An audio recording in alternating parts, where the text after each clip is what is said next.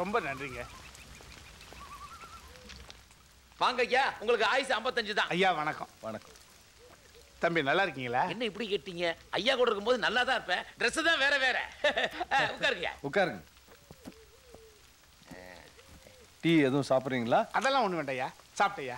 பள்ளிக்கூட விஷயமா? அதுக்கு தான் மேடம் வர்றாங்க. இவங்க என்னோட மனைவி. வணக்கம்மா. உங்க லைஃபை பத்தி இனிமே நீங்க கவலைப்படாதீங்க. 4 கோடி நீ இது வரைக்கும் பார்த்திருக்கவே முடியாது. ஐயா என்னையா இதெல்லாம்?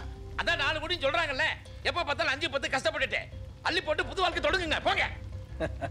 ஐயா என் தனிப்பட்ட ஒருத்தருடைய பிரச்சனைக்காக உங்களை நான் பார்க்க வரல. என் பள்ளிக்கூடத்தில் படிக்கக்கூடிய குழந்தைகளுடைய எதிர்கால வாழ்க்கைக்காகத்தானே உங்களை பார்க்க வந்திருக்கேன். என்னையா நீ குழந்தைன்னுட்டு விட்டா என்ன ஒரு 10 வருஷம் உயிரோட இருப்பியா?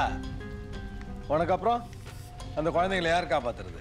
அதுக்காகத்தானே அதிகாரத்தில் இருக்கக்கூடிய உங்க தாய்மை நாடி வந்திருக்கேன். அதனாலதான் 4 கோடிய எடுத்து வச்சிருக்கோம். ராமையா, ஏற்கனவே நிறைய பேர் படிச்சு முடிச்சு பட்டம் வாங்கிவிட்டு வேலைன்னு கோஷம் போட்டு திரிஞ்சிட்டு இருக்கானுங்க.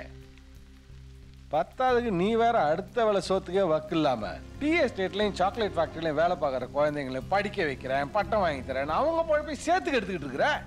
நீ பிழைக்கிற வழியை பாரியா. ஐயா நீங்களும் இந்த ஊர்ல பிறந்தவர் தானே. உங்க அப்பா அம்மா பணம் காசு சேர்த்து வச்சிருந்ததுனால நீங்க இவ்வளவு உயரத்துக்கு வந்திருக்கீங்க. ஆனா எஸ்டேட்ல வேலை செஞ்சுக்கிட்டு இருக்கிறவன் 1000 பேர் வேலை செஞ்சுக்கிட்டு இருந்த எஸ்டேட்ல இன்னைக்கு 3000 பேர் வேலை செஞ்சுட்டு இருக்கான். எப்படி? திங்கிற சோத்துக்கும் தங்குற இடத்துக்கும் போடுற ட்ரெஸ்ஸுக்காக வாழ்க்கை முழுக்க அடிமையா இருந்துகிட்டு இருக்கான். அவன் அடுத்த தலைமுறையாவது நல்ல இடத்துக்கு போக கூடாதா? மத்த மக்கள் மாதிரி சராசரியா வாழக்கூடாதா? அதுக்கு ஒரே ஒரு வழி கல்விதாயா. அலத்தியா, என்கிட்ட உதவி கேட்டு என் வீட்டுல உட்காந்து எனக்கே அட்வைஸ் பண்றியா? ஏய், நீ பாடம் நடத்துறத ஸ்கூல்ல வச்சுக்கோ. புரிஞ்சுக்கிட்டயா? ஆடு மாடுகளுடைய அருமை தெரியாதவங்க கால்நடைத்துறை அமைச்சர், கபடி விளையாட்டுக்கும் கிரிக்கெட் விளையாட்டுக்கும் வித்தியாசம் தெரியாதவங்க விளையாட்டுத்துறை அமைச்சர் மாதிரி கல்வினா என்னன்னே தெரியாதவங்களை கல்வி அமைச்சரா அந்த நாடு வச்சிருக்கு. ஏங்க, தேசிய கொடிக்கு கட்சி கொடிக்கு வித்தியாசம் தெரியாம நிறைய பேர் இருக்காங்க. அதுக்கு என்ன இப்போ பணத்தை எடுத்துட்டு போய் டெய்லி என்ஜாய் பண்ணுங்க போங்க. ஓகேன்ட்டேன். என் உடம்புல ஒரு சொட்டு ரத்தம் இருக்கிற வரைக்கும் பிச்சை எடுத்தாவது என் பள்ளிக்கூடத்தை நடத்துவனே தவிர உங்களை மாதிரி அரசியல்வாதி விட்டு கதவை ஒரு நாள் நான் தட்ட மாட்டேயா. உங்ககிட்ட உதவி கேட்டு வந்ததுக்கு என்னை மன்னிச்சிருங்க ஐயா. நல்லா இருங்கம்மா.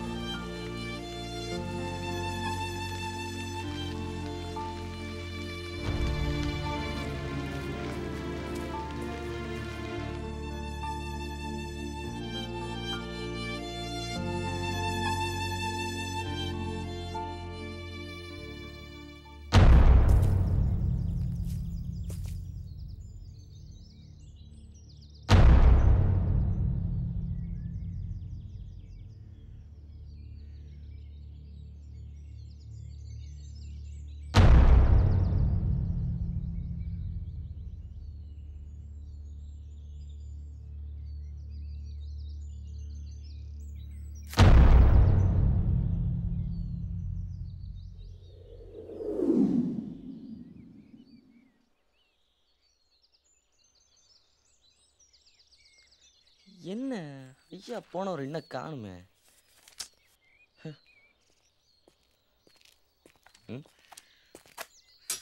ஏய் வந்துட்டாரா?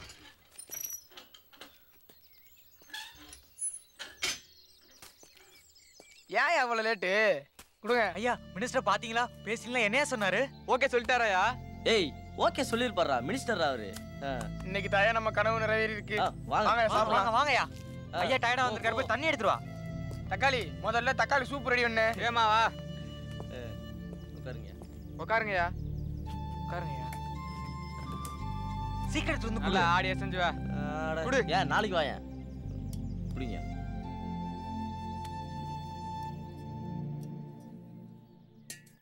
ஐயா இன்னைக்கு ரொம்ப ஹாப்பி போல. கடவுள் இருக்கானே, அவன் ஒரு பொழுதுபோக்குக்காரப்பா. தகுதி இல்லாதவங்க கையில எல்லாம் தகுதியை தூக்கி கொடுத்து நம்மள மாதிரி மக்களோட வாழ்க்கையில விளையாடுறான். என்னையா? நேத்து வந்தானே மினிஸ்டர், கொடியேத்தனானே, ஏதோ மனிதர் புனிதர் மாதிரி பேசுறானே. ஆசை வார்த்தை சொன்னா நம்பி போனேன், ஏமாத்திட்டான்டா. என்ன சொல்றீங்க? இருக்கிற பிள்ளைதான் படிக்கணுமா? இல்லாத பிள்ளை படிக்கிறதுக்கே தகுதி இல்லையா? குழந்தை தொழிலாளியா வாழ்க்கைய ஆரம்பிச்சு காலம் முழுக்க அடிமையாவே செத்து போகணுமா? இருக்கிற பிள்ளைக்கு படிப்பு இல்லைன்னா காசை வச்சு பொழைச்சுக்குவான், இல்லாத பிள்ளைக்கு படிப்பு இல்லைன்னா என்ன பண்ணுவான்?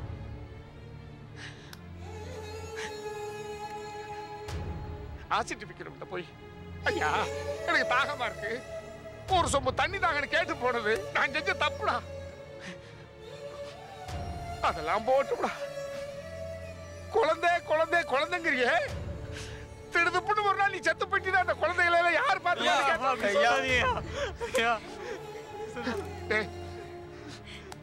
ஐயா தம்பிலா ஒருவேளை தான் செத்து போயிட்டா நம்ம பள்ளிக்கூடத்தை சரஸ்வதி பாப்பாவை ஒழுங்கா பாத்துக்குவீங்களா? என்னையா சொல்றீங்க? என்ன சொல்றீங்க? எங்களை மறுபடியும் அனாதை இருக்க பாக்குறீங்களா? இருக்கா போயா செத்து வராமா? அப்பா தம்பி அழுகாதரா, எப்படி அழுகாதரா தம்பி, அழுகாதரா அம்மா, அழுகாதரா. அப்பா அழுகாதீங்கடா, அழுகாதீங்கடா, அழுகாதீங்கடா. என்னால தாங்க முடியலடா, என்னால தாங்க முடியலடா. ஒண்ணு இல்லையா? அழுகலப்பா, அழுகல. விட்டு தொலையா. என் வாழ்க்கை நல்லதோ கெட்டதோ நான் உங்கள்கிட்ட சொல்லாம வேற யார்த்தப்பா சொல்ல முடியும்? அவன் சொன்ன நான் செத்துருவேனா? உங்களெல்லாம் வளர்த்து ஆளாக்காம சாக மாட்டேன்டா, சாக மாட்டேன். எப்பா நீங்களாம் சின்ன பிள்ளைங்க, உங்க வயசு புரியாம உங்களை எல்லாம் கஷ்டப்படுத்தி அழுக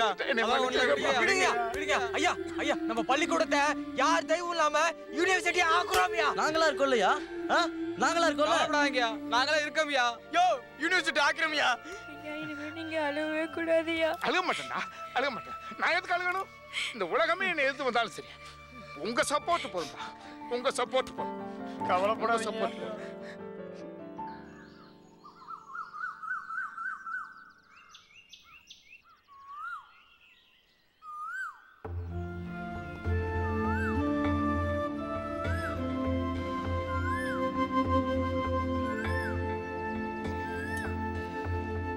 ரெண்டு மூணு நாலு அஞ்சு.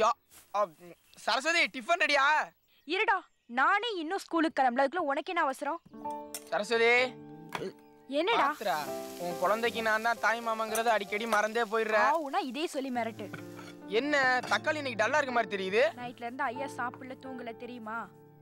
லூசு, நைட்டே சொல்ல வேண்டியதானே? நீ தான் நல்லா கொரட்டை விட்டு தூங்குறியே, எப்படி உன்னை எழுப்ப முடியும்? சரி சரி அதெல்லாம் விடு. டிஃபன் எடுத்து நான் போய் ஐயா கூட்டி வரேன். போடா.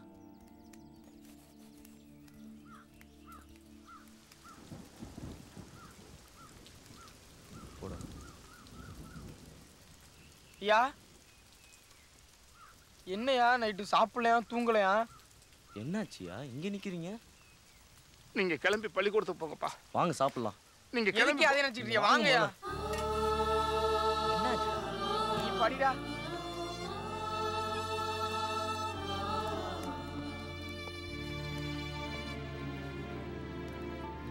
உட்காருங்கய்யா. இதுக்கே உடம்ப கெடுத்துக்கிட்டு இட்லி எடுத்து வை. இன்னொன்னு வை.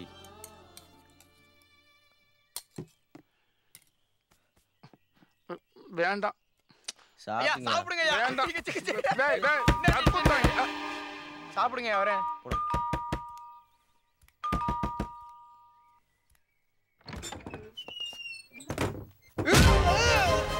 பாண்டி ஏய் பாண்டி பாண்டி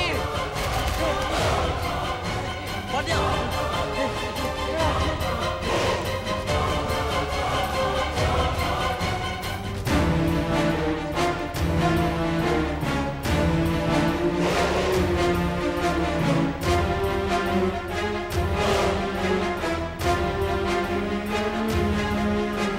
கதவு அடங்கடா.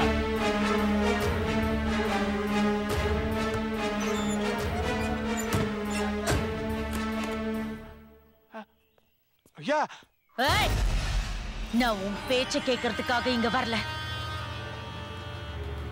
அண்ணாமலை படிச்சு காட்டு.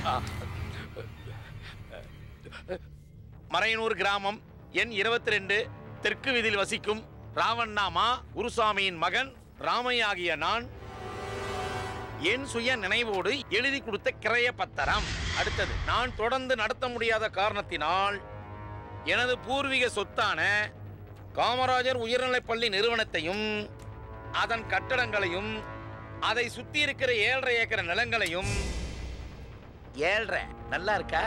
நிலம் சார் 7.5 ஏக்கர். மேற்படி மறையனூர் காலம் சென்ற கணபதி ஐயாவின் மருமகளான பார்வதி செல்வநாயகத்துக்கு என் முழு சம்மதத்துடன் மொத்த உரிமைகளையும் எழுதி கொடுக்கிறேன். நல்லா இருக்கா?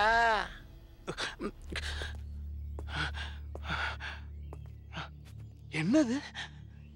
யார் யாங்களா? இங்க என்ன நடந்துகிட்டு இருக்கு? என்னது?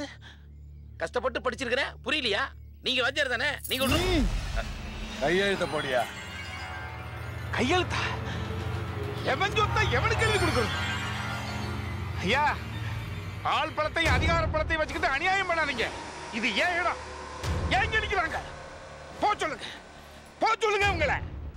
இது ஏன் பள்ளிக்கூடம், என் கனவு, என் குழந்தைகளோட எதிர்காலம். என் உயிரை போனாலும் யாருக்கு எழுதி கொடுக்க மாட்டேன். போ சொல்லு, போ சொல்லு அவனை. அந்த அம்மா போ சொல்லு, அவங்கள போ சொல்லு. போ சொல்லியா? சொல்றா, போ சொல்றா.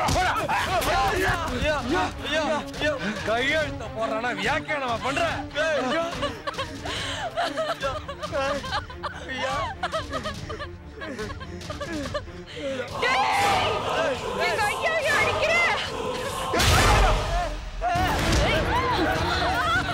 யார் மேலடி கை வச்ச?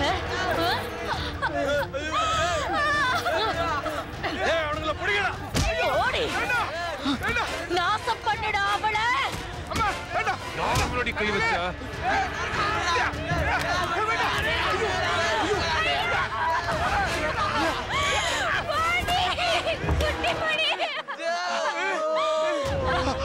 ஐயோ ஐயோ பிடிக்க. ஐயா வேண்டாம், கூப்பிடுறியா? அந்த பொண்ணை சொல்லுங்க. சொன்னா கேக்குறியா? கேட்கணும்டா. அந்த பொண்ணை விட சொல்லுங்க. அம்மா சொல்லுங்கம்மா. கையெழுத்து போட்டாரு, கையெழுத்து போட்டாரு. கையெழுத்து போட்டாரு, கையெழுத்து போட்டாரு. வேண்டாம்னு சொல்லுங்கய்யா. ஐயா வேண்டாம்னு சொல்லுங்க. போடு.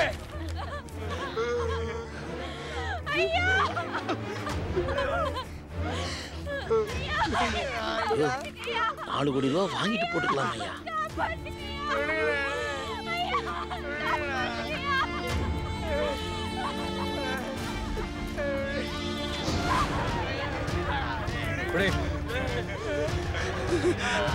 அம்மா சரஸ்வதி, சரஸ்வதி.